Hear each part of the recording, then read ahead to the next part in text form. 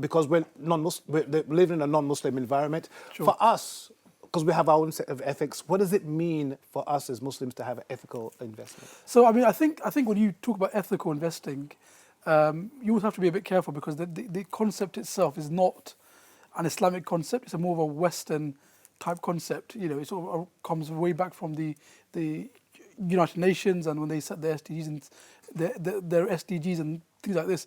But you know, what is ethical investing? Ethical investing classically looked at, you know, the attitudes that the company has towards internally, towards its its recruitment policies, how it treats its staff.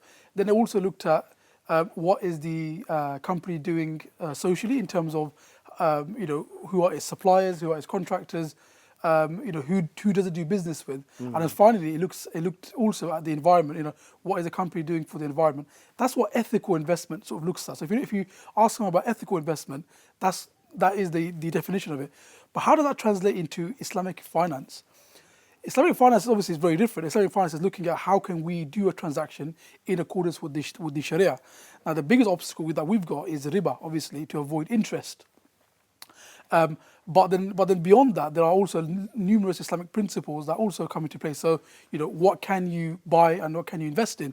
You know, there are prohibitions. You can't invest or buy anything that's haram. So, you know, pornography, alcohol, gambling, those sorts of businesses obviously would not be allowed under Sharia.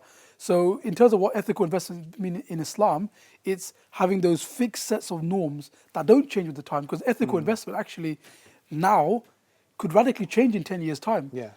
But with Islamic finance, those norms, inshallah, will never change because those are set, and we know that these things we will never accept.